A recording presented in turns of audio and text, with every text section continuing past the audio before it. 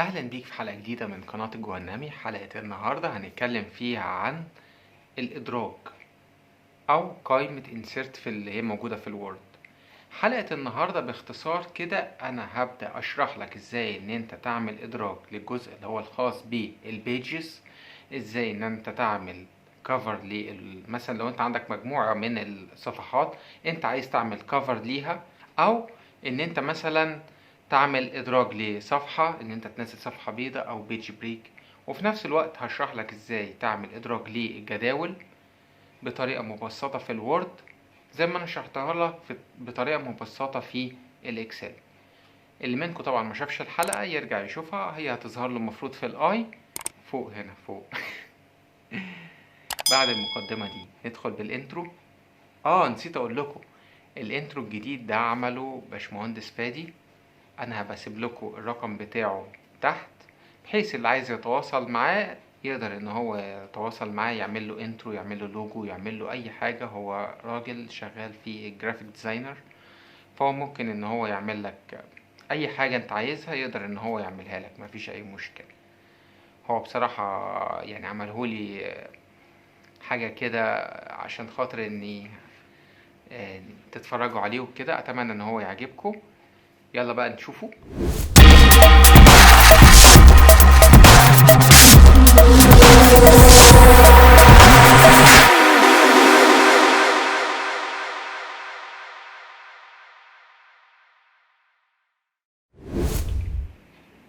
حلقة النهاردة هنتكلم فيها عن جزء جديد من تعليم الوورد.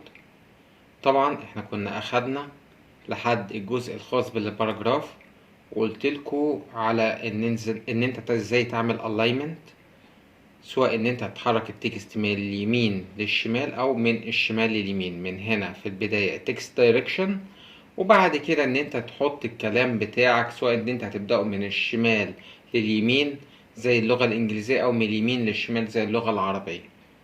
حلقة النهاردة هنكمل الجزء التاني وهندخل على قائمة insert. قائمة insert هتلاحظ فيها حاجة اسمها pages.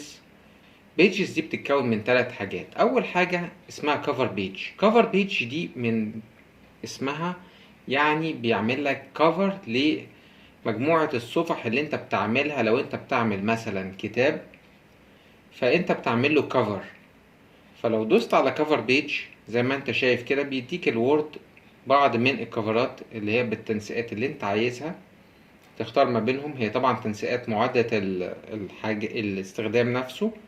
فانت مثلا لو ضغطت على ده هتلاحظ ان هو ايه، جابهولك ناحية الشمال وقال لك دوكيمنت نيم. دوكيمنت نيم انت لو انت كتبت مثلا the book of life مثلا، تمام، وقمت ضغط هنا هتلاحظ ان هو ايه، ده العنوان بتاع الكتاب. وانت ممكن تكتب هنا تغير زي ما انت عايز، وتقدر ان انت ايه تغير في اي حاجة انت عايزها من هنا. في اصدارات معدة، وتقدر ان انت تجيب برضو بعض اللي هي الاصدارات التانية. تعالى نقوم ايه،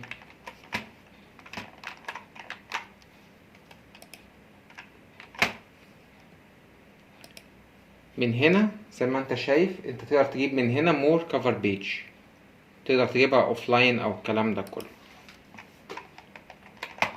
فده اللي هو الجزء الخاص بالكفر بيج بتاعك.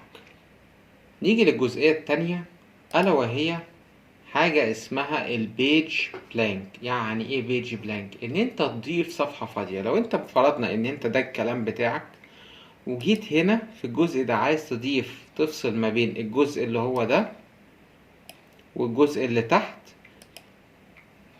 عايز تضيفه بصفحة فاضية، فانت كل اللي هتعمله ان انت هتقوم دايس على بيج بلانك زي ما انت شايف ان هو ايه فصل لك بصفحة فاضية اللي هي الصفحة دي.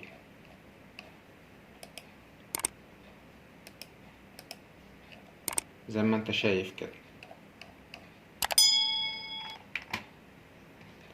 وتقدر ان انت لو دوست كنترول زد تقدر ان انت ايه تقوم ايه مرجع اللي هي اللي انت ضفته. يعني انا مثلا دوست هنا وقمت دايس بيج بلانك ضاف اللي هي البيج.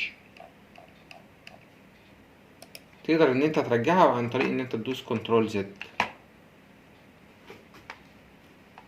بعد كده في عندك حاجة اسمها بيج بريك. بيج بريك دي يعني تعمل فاصل زي ما هو كاتب، بس مش هتضيف صفحة فاضية.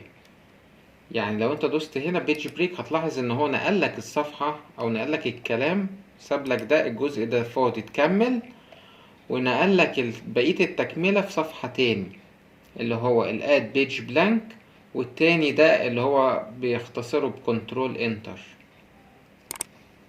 تمام، ده بالنسبة للجزئية دي. في جزئية تانية اسمها التيبل.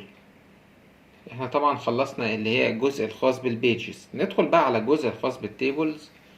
فالجزء الخاص بالتيبلز هو جزء هيرسم لك جدول من اسمه كده تيبل.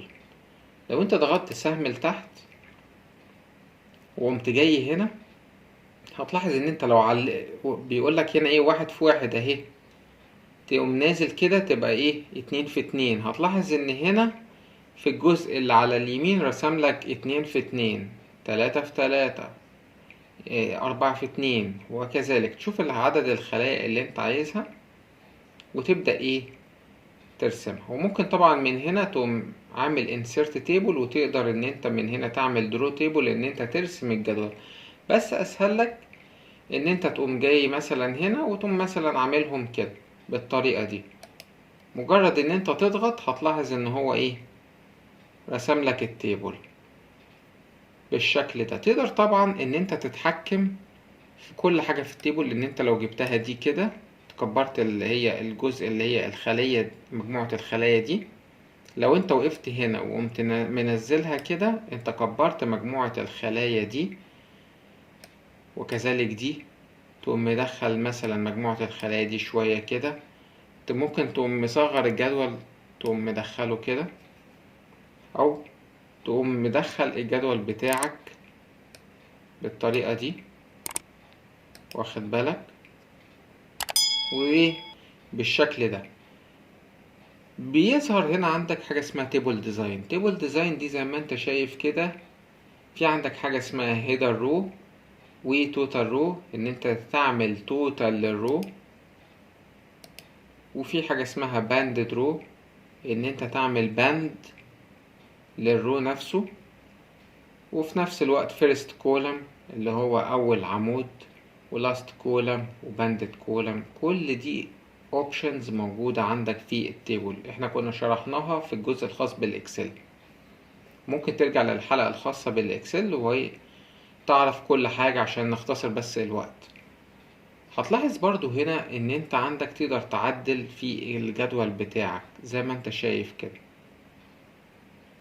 تقدر من هنا استايلات الجدول بتاعتك تقدر تختار ما بينهم بالطريقة دي،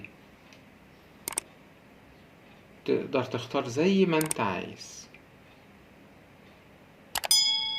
في اوبشنز كتير موجودة في التيبل ديزاين. وطبعا تقدر ان انت تعمل هنا الشيد، ان انت تقوم معلم الشيد ده اللي هو الجزء زي ما انت شايف كده اللي هو بيعلم في الخلية، بتختار لون. يعني انت لو اخترت هنا مثلا مجموعة الخليتين دول وعملت شيدنج ليهم هيغير اللي هي بس طبعا بالنسبة للجزئية دي ده انت لما بتكون عايز تحدد مجموعة من الخلايا. تمام. وطبعا هنا ممكن تقوم ايه عامل بوردر ستايل.